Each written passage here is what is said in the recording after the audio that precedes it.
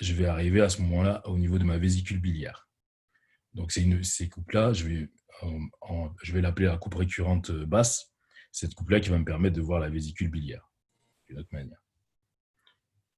Et la troisième coupe que je peux utiliser, en général, la troisième, je l'utilise quand on n'arrive vraiment pas à la voir sur les deux autres, c'est la coupe intercostale. La coupe intercostale est un peu plus difficile à réaliser parce qu'effectivement, le but du jeu, c'est de se mettre sa sonde dans un espace intercostal et de becquer la sonde, comme on avait dit, vers le haut ou vers le bas, juste dans cet espace intercostal.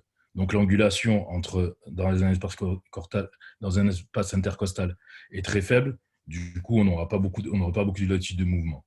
Mais la vésicule biliaire, dans ces cas-là, on la voit quasiment à chaque coup. Voilà. Donc en général, on se met on choisit un espace entre le 7e et le 10e arc intercostal, espace intercostal, et quand on aperçoit une portion anéchogène de notre vésicule biliaire, à ce moment-là, on reste dans cet axe-là. Si on ne la trouve pas, on descend sur un autre espace intercostal. Voilà pour ce que ça donne. Donc ensuite, une autre coupe qu'on va pouvoir utiliser, c'est le décubitus latéral gauche. C'est-à-dire que celle-là, ça va être une coupe sagittale, un peu oblique. C'est cette coupe-là qui va nous permettre de mieux dérouler la voie biliaire principale. En fait, on va se retrouver dans un axe qui va être parallèle aux îles du foie. Donc sur cette coupe-là, ce que je vous montre ici, j'ai le cholédoque. Là, j'ai le tronc-porte. Et en fait, je les aligne. Je vais vous montrer ce que ça donne sur la coupe, comment essayer de faire la coupe. En fait, je fais tourner mon patient de 90 degrés en décubitus latéral gauche. Et ensuite, je mets ma sonde sous l'appendice xiphoïde et en fait, je fais des petites angulations pour essayer de dérouler cette image-là. D'accord ? Voilà. Et la dernière coupe que je vais pouvoir utiliser, donc du coup, on a vu qu'on est passé de la vésicule biliaire aux voies biliaires extra-hépatiques. Donc, on va l'extrême des voies, l'extrémité distale des voies hépatiques, donc le bas cholédoque ou cholédoque distal. On va utiliser la coupe du pancréas, en fait. C'est une coupe axiale oblique. On va se mettre, en fait, en face de l'appendice xiphoïde de manière axiale. Après, on va orienter sa sonde, sachant que le pancréas, en général, est orienté à peu près de 15 degrés vers le haut. Donc, en fait, on oriente à peu près notre sonde de 15 degrés vers le haut pour pouvoir, en fait, aligner notre sonde avec l'axe du pancréas. Et du coup, là, par exemple, ici, j'ai la tête, le corps et la queue du pancréas en entier parce que j'ai tourné ma sonde de 15 degrés. Si j'avais resté droite, je ne pourrais par exemple pas voir la queue. À cet endroit ici, vous voyez un petit point anéchogène, ici, là. Ça, c'est le repère pour voir le pancréas, c'est la veine splénique, ici le transplénomésaraïque. Donc, c'est la jonction entre le trompe-porte et la veine splénique. Et ici, ce petit point qui est dans la tête du pancréas, c'est le cholédoque intrapancréatique. Là, on le voit, mais on le voit pas chez toutes les personnes. Et on le voit surtout, bien évidemment, quand il est dilaté. Mais c'est très important parce que quand on va chercher une lithiase du bas cholédoque, ce qu'on va essayer de faire, c'est qu'on va venir ici et logiquement, en général, si elle est dilatée, elle va être aussi grosse que le transplénomésaraïque. Donc, vous aurez deux points noirs ici. Et logiquement, vous aurez la lithiase. Ça, on le verra après. Voilà, donc c'est ces coupes de base qui sont très importantes pour pouvoir dérouler toutes les voies biliaires. Hop là. Tac. Donc, les pathologies que nous allons observer. Alors, bien évidemment, comme on l'a dit tout à l'heure, 90% des pathologies biliaires aiguës sont dues aux lithiases vésiculaires. D'accord ? En fonction de l'endroit où la lithiase va bloquer, c'est ce qui va nous donner une différente pathologie. D'accord ? Donc, ce qui est montré sur ce schéma, que je trouvais très sympa. Effectivement, quand on a une lithiase qui va être intrahépatique, on va plutôt avoir une cholangite. Quand on a une lithiase plutôt du cholédoque, on aura plutôt une cholécystite ou une colique hépatique. Une angiocolite plutôt. Voilà. Et si elle se retrouve plutôt dans le collet, on aura plutôt une cholécystite. Voilà. En fonction de l'endroit où elle va se trouver, c'est là où on va avoir une différente pathologie. Donc, un petit rappel sur les lithiases vésiculaires.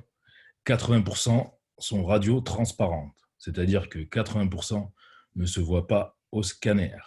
Je vous montrerai un bel exemple tout à l'heure. Il n'y en a que 20% qu'on va pouvoir voir. Et encore pas toujours. Hop là. Hop là. Hop. Je suis allé un petit peu trop vite. Ensuite, ce qui va être important sur la définition de la lithiase, c'est que ça va être une structure qui va être ronde, hyper écogène, avec un condom postérieur. Ça, je vous le montrerai tout à l'heure. C'est très important, ça. Donc, on va commencer par la toute première complication de la lithiase vésiculaire, la plus simple, la colique biliaire, donc qui correspond à la distension d'une voie biliaire, en général au niveau du canal cystique, qu'on a vu tout à l'heure sur notre petit schéma.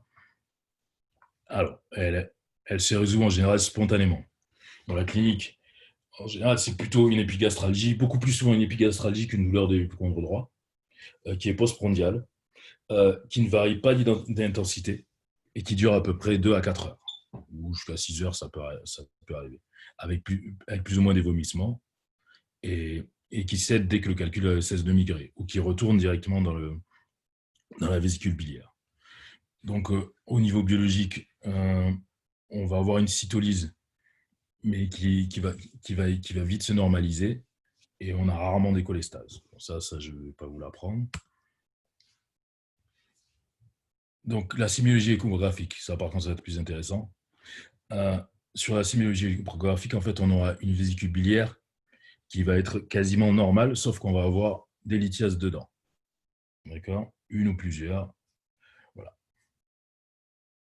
Après, il va y avoir un stade qu'il faut avoir à l'œil. C'est que des fois, vous allez avoir une lithiase vésiculaire qui va être distendue, qui va être douloureuse, mais sans les signes que je vous montrerai après de cholécystite. C'est ce qu'on appelle un hydrocholécyste.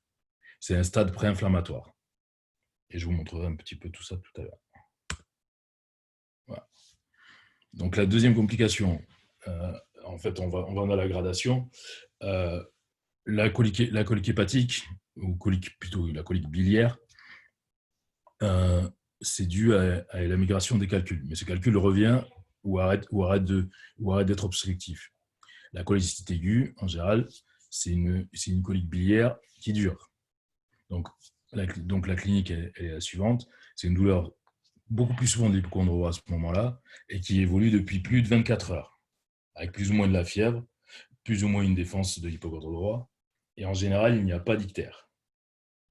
La biologie, c'est une hyperleucocytose, une cytolyse, et plus ou moins une cholestase si la stase dure. Alors, les complications, ça peut être la perforation, les formes particulières, emphysémateuses, gangréneuses, donc c'est des formes avec de l'air, les abcès absatiques, les fistules bilio-pancréatiques. Donc là, on va entrer vraiment dans ce qui va être vraiment intéressant pour nous. Voilà, les signes cardinaux de la cholécystite aiguë. Une cholécystite aiguë, il y a 2 signes cardinaux qui sont très importants. Le Murphy échographique et la lithiase vésiculaire. Quand on a ces deux-là, on a une sensibilité déjà de 95% pour la cholécystite aiguë. Le Murphy échographique, c'est très important. C'est-à-dire, quand vous appuyez sur votre sonde sur une vésicule qui est malade, elle fait mal. Quand vous avez un aspect comme ça, mais qu'il n'y a pas de douleur, il faut faire attention. Alors après, le Murphy échographique, il faut faire très attention aussi. Il faut faire attention aux patients diabétiques et aux patients âgés, qui en général ont beaucoup moins mal que les plus jeunes. Donc ensuite, la lithiase vésiculaire. Bon, la lithiase vésiculaire, c'est, comme je dis, je vais juste ça me cache. Voilà.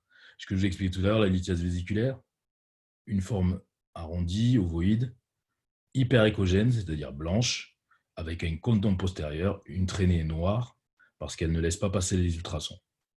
C'est la définition même de la lithiase. Il y a un petit signe qui est moins valable sur les lithiases vésiculaires que sur les lithiases urinaires, parce que celles-ci, elles sont cholestéroliques, mais ça peut marcher quand elles sont très denses. Quand vous mettez un coup de Doppler, il y a un artefact de scintillement qui est juste derrière. Ça peut arriver. Mais là, ce n'est pas tout le temps le cas sur les lithiases vésiculaires. Donc, on a parlé de deux signes cardinaux, le Murphy échographique, donc je ne peux pas le matérialiser ici, et la lithiase vésiculaire.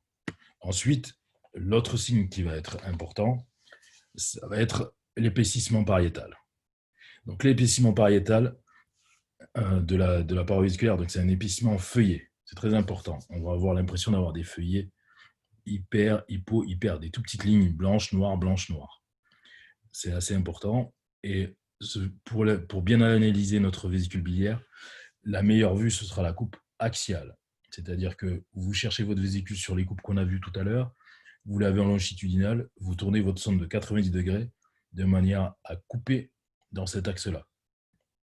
Cet axe-là va vous permettre de bien mesurer la vésicule biliaire. Pourquoi ? Parce qu'en fait, quand vous êtes en coupe sagittale ici, à cause du renforcement postérieur, vous ne pouvez pas bien apprécier l'épaississement pariétal. Et il y a rarement d'épaississement pariétal focaux. Ils sont en général diffus sur l'ensemble de la vésicule biliaire. Donc pour la mesurer, c'est vraiment ici. Donc la paroi vésicale doit mesurer plus de 3 mm pour parler de cholécystite. Ensuite, le dernier stade qu'on va voir, c'est la distension vésiculaire.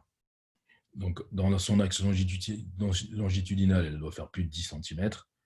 Mais moi, je vous conseille surtout de regarder l'axe antéro-postérieur, parce que c'est pareil, c'est toujours plus facile. Parce que là, si vous n'êtes pas bien parallèle à la vésicule biliaire, vous pouvez la sous-estimer. Là, c'est compliqué de sous-estimer un rond. Elle doit être supérieure à 4 cm. Donc, dès que j'ai 3 de ces signes-là sur 4, je peux signer sur mon compte-rendu cholécystite aiguë, lithiasique, s'il y a une lithiase. Alors, pourquoi 3 sur les 4 ? La lithiase vésiculaire, par exemple chez les patients de Réa, qui ont des patients qui ont des défaillances multiviscérales, il peut y avoir des cholécystites alithiasiques. L'épaississement pariétal, il n'est pas toujours visible dans les cas de cholécystite. Je vous ai parlé de l'hydrocholécyste et je vais vous montrer un cas tout à l'heure aussi.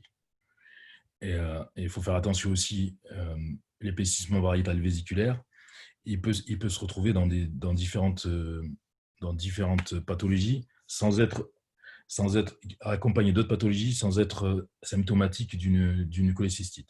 Je m'explique. Quand il y a de l'acide fait qu'en fait, on voit beaucoup plus la paroi de la vésicule biliaire. On a l'impression qu'elle est épaissie, mais ce n'est pas qu'elle est épaissie. C'est juste parce qu'il y a de l'acide. Ça peut se voir aussi s'il y a des pancréatites ou des infections de voisinage. Donc, il faut faire très attention au contexte. Et la distension vésiculaire, faire attention aussi à la distension vésiculaire. Quelqu'un qui n'a pas mangé depuis une semaine, il a une vésicule qui est forcément distendue. Donc ça, il faut faire attention un petit peu. Des fois, on se fait avoir. Hop. Voilà. Donc là, j'ai ma cholécystite. En général, le traitement chirurgical dans les 72 heures. Bon, des fois, ils refroidissent un petit peu, ça dépend.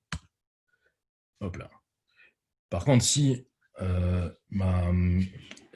ça stase encore un petit peu plus, ou si ma lithiase est bas située, ça risque de dilater l'ensemble de mes voies biliaires. Et à ce moment-là, qui dit stagner quelque part, dit infection, dit qu'on peut avoir l'infection des voies biliaires intrahépatiques ou cholangite bactérienne aiguë. Donc c'est l'infection du cholédoque et des voies biliaires intrahépatiques.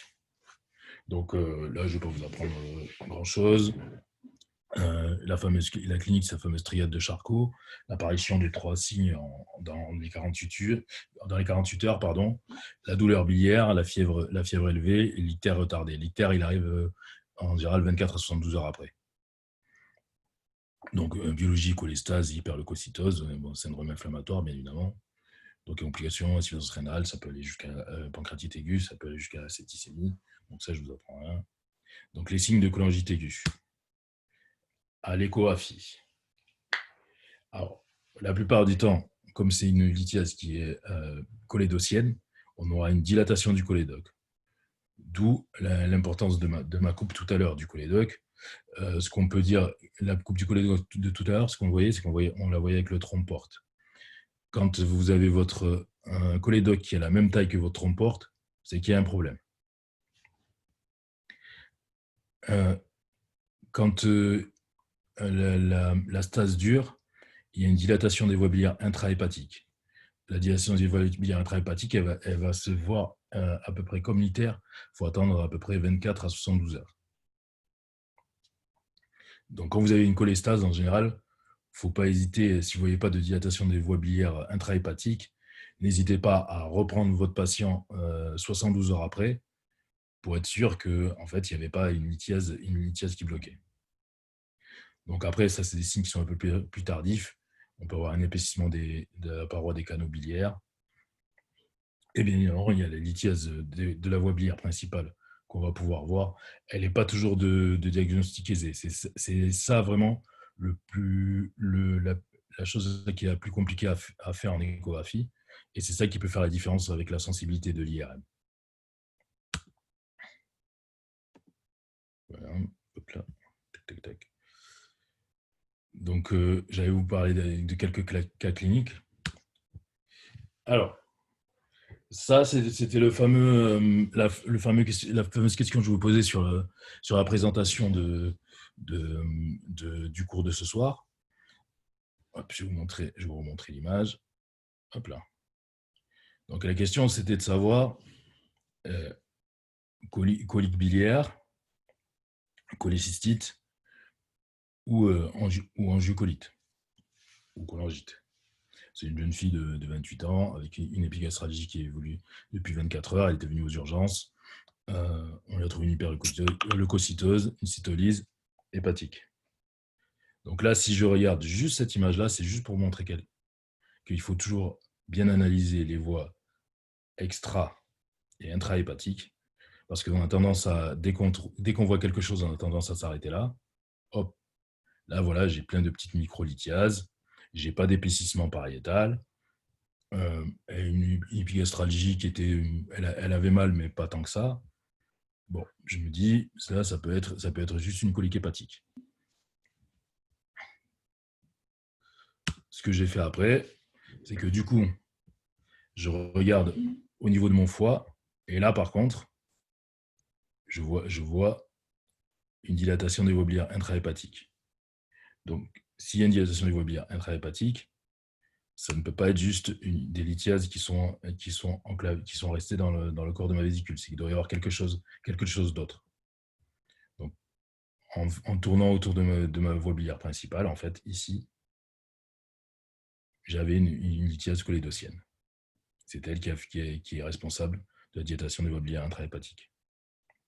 Elle n'est pas d'ictère encore.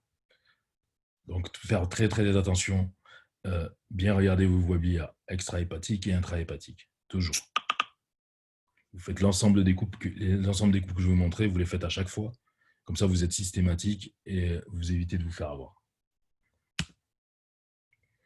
Donc ça, c'est une jeune dame de 45 ans qui a été adressée par son médecin traitant pour une épigastralgie qui évolue depuis 48 heures. Donc, elle est venue en externe. Donc, c'est un cas qui peut se retrouver chez vous. Donc, pas de bilan biologique. Enfin, elle avait une ordonnance pour le bilan, mais elle a fait la prise de sang juste avant de venir. Donc, elle n'avait pas forcément. Donc là, qu'est-ce que je fais? Je tombe sur... là, j'ai pas de dilatation des voies biliaires intrahépatiques. Bon, ici, ça, c'est un angiome. Ça, c'est pas grave.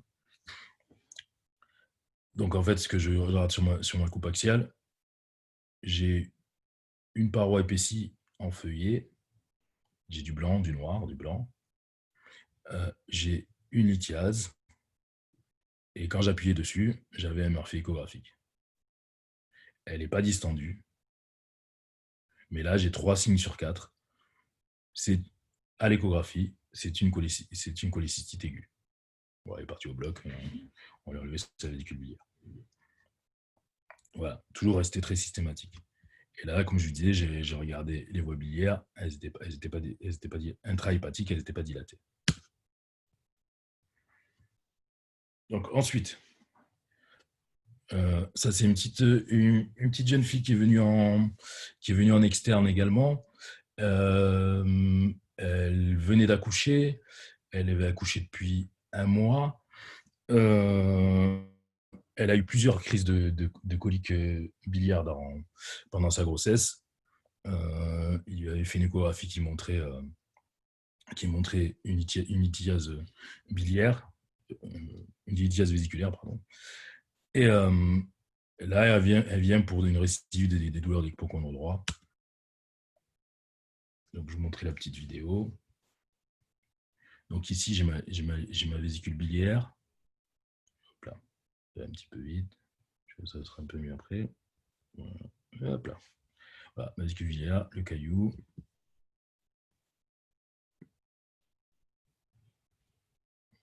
Voilà. Donc, ma lithiase avec le condom postérieur qu'on voit très bien ici.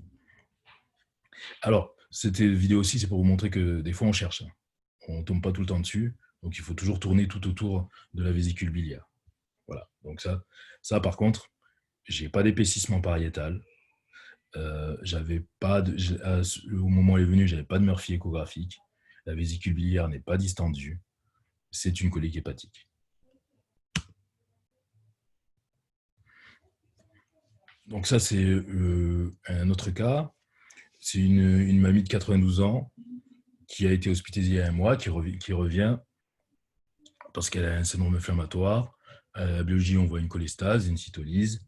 Euh, elle avait déjà fait une cholécystite aiguë, mais récusée en chir par rapport à son âge et ses antécédents. Elle n'avait pas de douleur et elle était anictérique. Donc là, je suis au niveau de mon pancréas, ma fameuse veine splénique.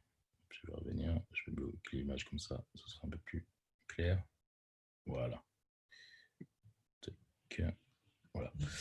Mon pancréas, la veine splénique, mon fameux repère, mon transpénomosaïque, la tête du pancréas. Ici, c'est le foie. Et là, en fait, j'ai un gros truc ici, bien noir, anéchogène, donc il y a forcément du liquide dedans. Et comme je ne sais pas si vous vous rappelez de tout à l'heure, je suis au niveau de la tête de mon pancréas. Donc, je vais continuer l'image. Hop, ça va un peu vite. Je vais revenir.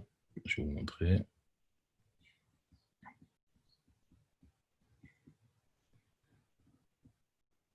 Voilà. Là, j'ai déjà une lithiase, donc hyperéchogène, cône d'ombre.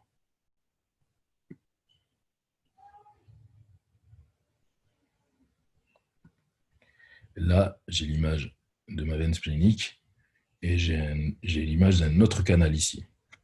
Ça, c'est le canal pancréatique qui, normalement, ne se voit pas à l'état normal. Donc là, c'est pareil, il est dilaté.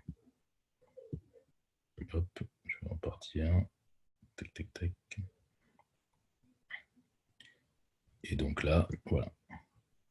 Là, ici, en fait, j'ai une autre lithiase que je ne vois pas parce qu'il y a un gros cône d'ombre, parce qu'elle est grosse. Ça, c'est mon cholédoque. Et en fait, j'avais une lithiase qui avait migré là, une lithiase qui a migré là, et j'ai une lithiase qui est qui est enclavée dans le bas cholédoque. Elle n'est pas très loin de la papille, mais elle est juste dans la portion pancréatique. Ici, là. Voilà. Donc bon, cette dame, elle a 92 ans. Bon, ils l'ont mis sous antibiotiques. Ils ont fait une abstention. Ils n'ont pas fait autre chose. Parce qu'ils ne pouvaient pas l'opérer. Hop là. Alors, ce cher homme, un homme de 67 ans, éthylotabagique, hypertendu, qui a des lithiases vésiculaires connues depuis une vingtaine d'années, et qui a une ictère qui a été explorée un mois avant. Et il y avait eu un scanner. Quand je l'ai vu, j'ai vu le scanner. Il n'y avait pas de dilatation de voie biliaire intrahépatique au scanner. Donc, on a pensé à une hépatite aiguë alcoolique. Il revient un mois après, altération de l'état général, une belle cholestase, un syndrome inflammatoire biologique. Bon, son ictère, il n'avait pas bougé. Et quand je vois là, hop, je vais m'arrêter. Voilà. j'ai toutes mes voies biliaires intrahépatiques qui sont complètement dilatées.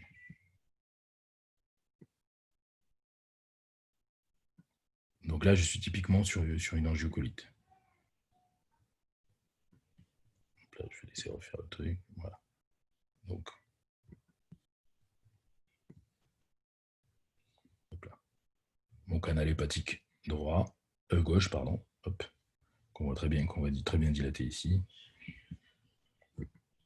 Et là, par contre, j'ai eu beau essayer de tourner dans tous les sens. Il était un peu gros déjà parce que là, il y a une belle stéatose hépatique. Il avait un gros foie et il était difficile à mobiliser. J'ai pas réussi à avoir les voies biliaires, le bas cholédoque. Mais après, il y avait forcément une lithiase qui est bloquée quelque part. Au scanner, on n'avait pas vu de tumeurs ou des choses comme ça qui auraient pu bloquer. Donc forcément, il y a une migration lithiasique.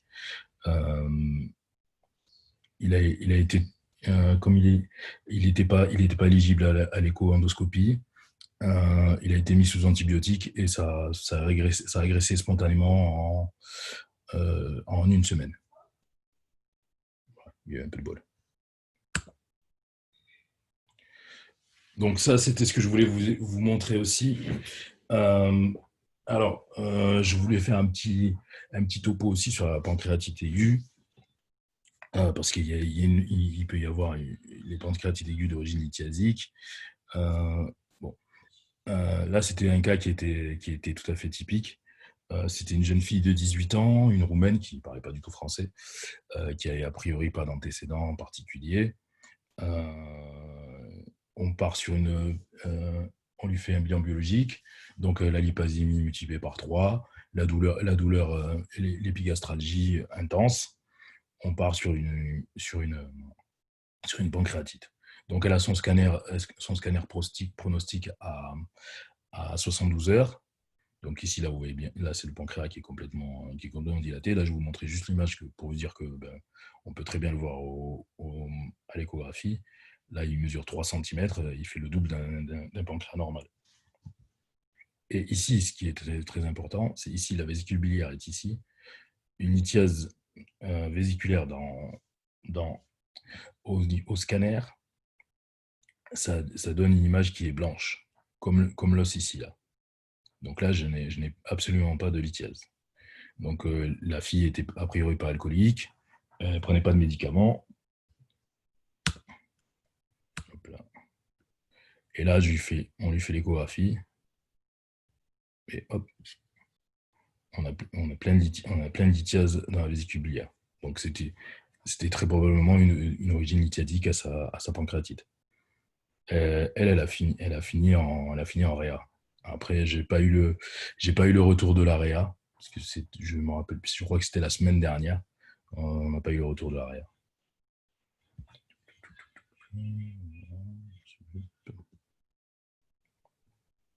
Voilà.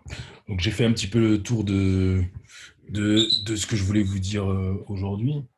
Alors, l'échographie, elle a une sensibilité importante pour la lithiase, 95%, soit autant que l'IRM. C'est l'examen donc de première intention dans toutes les pathologies biliaires parce que c'est beaucoup plus facile et beaucoup moins cher d'avoir une échographie que d'avoir une IRM. Et ce qu'il faut retenir de ça, c'est que votre examen il doit être rigoureux et systématique. C'est-à-dire que toutes les coupes, vous devez absolument voir sur chacune de vos coupes les différentes portions des voies biliaires. Et surtout, quand vous avez un compte-rendu où il y a une portion que vous ne pouvez pas voir, surtout mettre dans le compte-rendu que vous n'avez pas pu la voir. C'est très important. Parce qu'à ce moment-là, s'il y a une portion qui n'a pas été visible et que vous avez la clinique qui va avec, ben, l'examen qui sera en suivant, ce sera une biliaire. D'accord ? Et quand vous retrouvez pas, quand vous avez bien déroulé tout votre arbre biliaire et que vous ne trouvez pas de lithiase, ben, pensez à d'autres étiologies. Donc à ce moment-là, on peut s'orienter plutôt sur un scanner ou sur une IRM. Voilà ce que je voulais vous dire sur les pathologies aiguës biliaires. Si vous avez des questions, je suis là. Ou si vous avez des cas dont vous voulez discuter. Je suis open. Merci Gervais, super. Je ne sais pas, est-ce que les participants, on ne voit pas forcément les noms, est-ce qu'il y en a qui sont en particulier nouveaux, qui ne connaissaient pas Maître Tandem?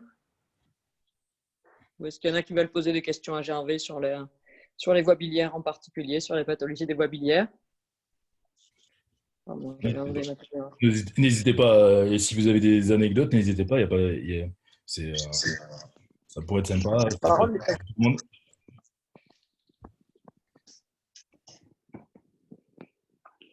Christina, j'ai vu qu'il y avait Christina. Donc, Christina, est-ce que toi, tu as déjà fait des échos de la vésicule en particulier, peut-être? Oui, au fait, je profite des patients pour voir beaucoup de vésicules saines.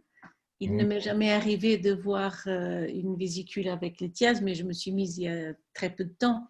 Et j'aimerais savoir si, dans un premier lieu, dans le cas de la consultation, si c'est effectivement un décubitus dorsal qu'on doit commencer, ou si on peut directement aller à un décubitus latéral qui a l'air d'être beaucoup plus accessible, en tout cas plus facile, plus rapide. Ou est-ce qu'on ne doit pas le faire, ça? Alors, le décubitus latéral, tu verras, c'est vraiment pour pouvoir dérouler ton cholédoque, surtout la partie proximale du cholédoque. Après, l'avantage du décubitus dorsal aussi, c'est que tu vas limiter l'épaisseur. Qui dit limiter l'épaisseur va dire que tu auras une meilleure résolution de ton image. Donc, chaque incidence, elle est plutôt faite pour une portion du cholédoque, en fait. Parce que, à la différence de l'imagerie de coupe vous permet d'avoir toute l'image d'un coup sur l'acquisition. Vous, en fait, vous êtes obligé de refaire avec l'échographie mentalement tout votre arbre urinaire. Donc, c'est pour ça que vous le faites en différentes séquences. Donc, il faut faire, je conseille plutôt, moi, de faire toutes les séquences. Et après, bon, avec l'habitude, on peut faire avec des patients assis ou des choses comme ça. Mais au début, il vaut mieux commencer par des patients qui sont en décubitus dorsal, tout simplement. Et après, au fur et à mesure, quand l'œil est habitué et que vous arrivez à bien dérouler votre arbre biliaire, là, à ce moment-là, vous pouvez tenter d'autres choses. Parce qu'on passe très vite, très facilement à côté d'une lithiase du cholédoque. Après, il y a la clinique. Si vous avez vraiment une dilatation du voie biliaire intrahépatique, faut essayer de chercher une lithiase du cholédoque. Ça, c'est sûr et certain. Ok. Et si vous ne l'avez pas, biliaire. Ok. Et je vois qu'il y a Ralph ici avec nous, on a fait quelques visios déjà. Tu as essayé un petit peu de faire un peu plus de foie, de vésicule biliaire. Il faut que tu coupes ton micro. J'en fais beaucoup. Hein. J'ai déjà vu de lithiase. Pas récemment. Une fois, je me suis trompé. C'était après, c'était en angiocholite, mais non. Je le fais systématiquement. Après, c'est en médecine générale, on a des gens qui ont pris le petit déjeuner et donc ils ont pas jeun, c'est pas forcément toujours facile de l'avoir, mais. Ah oui, c'est vrai que c'est juste une des limites à l'examen de ville. C'est que dans ces cas-là, il ne faut pas hésiter à reprogrammer. Nous, en consultation, on n'hésite pas. Si vous voulez voir une vésicule biliaire, c'est pas la peine d'essayer. C'est pas la peine d'essayer quand elle est vide. Vous allez vous embêter pour rien. Et vaut mieux différer de 4 heures ou remettre le lendemain, parce que c'était quand même des pathologies, on a quand même un petit peu de temps. On n'est pas non plus à quelques heures près. Donc, autant le revoir le lendemain, tranquillement, et dans des bonnes conditions. Les conditions de l'examen vont être importantes pour la bonne réalisation. Et comme je dis, mieux votre vésicule est vide, plus facilement vous verrez aussi le bas cholédoque et tout. Donc, voilà. Et le seul bémol des fois, c'est le bas cholédoque. C'est pas toujours évident de le sortir. Et voilà, s'il y a d'autres questions. Et Je suis arrivé trop tard, je suis désolé, donc je n'ose pas, je sais pas ce que vous avez fait la première demi-heure, donc c'est pas grave. C'est pas grave. Tu as une question, Gervais, sur le chat. Est-ce que le Doppler permet d'identifier les voies biliaires et voilà, et des artères en particulier? Tout à fait. Alors, ça, c'est surtout quand elles sont dilatées, et plutôt quand on est au niveau du île, parce que il peut toujours arriver un shunt artério-veineux et que vous avez une artère hépatique qui est dilatée, et peut-être pas le cholédoque. Donc, c'est vrai qu'à cet endroit-là, c'est bien de pouvoir mettre de la couleur. Quelle vitesse? Vaut mieux mettre une vitesse basse, parce que le tronc porte, c'est à peu près 20 cm par seconde. Faut baisser un petit peu. Mais en général, voilà, il n'y a pas de.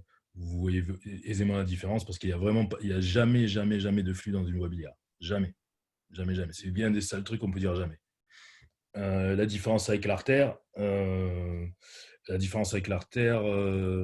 n'y en a pas beaucoup. Ça va être comme avec la veine.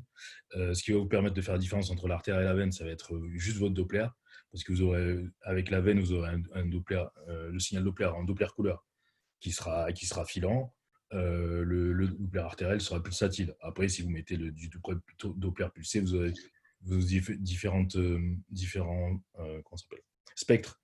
Mais un spectre artériel ou un spectre veineux.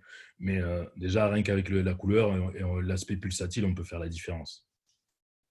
Après, c'est comme le reste, un shunt artério-veineux, il y a toute une clinique derrière, il y a une présentation particulière et déjà, vous allez le suspecter.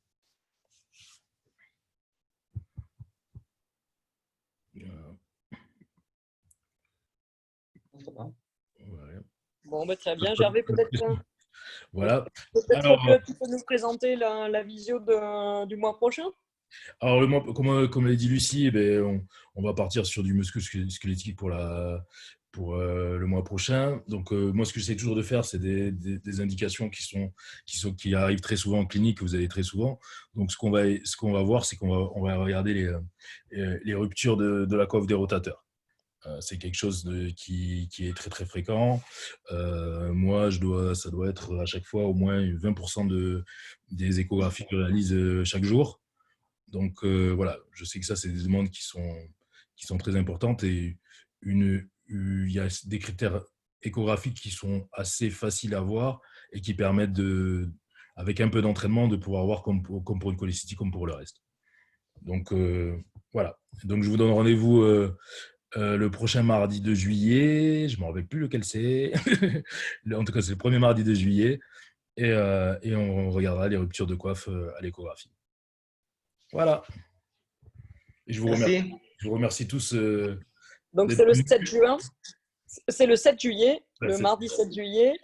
Voilà. Et si, entre-temps, vous avez des cas cliniques ou des vidéos que vous voudriez nous montrer, vous voudriez qu'on en parle pendant les visios, si vous voulez intervenir, la scène est ouverte.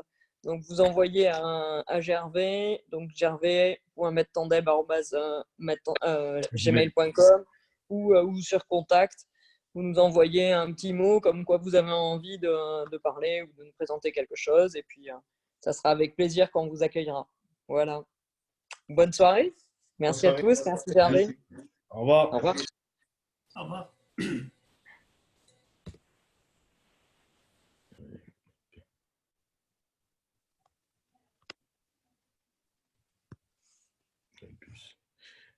Merci Lucie. Écoute, merci. À bientôt. Ça marche. Ciao, ciao. Je coupe la vidéo.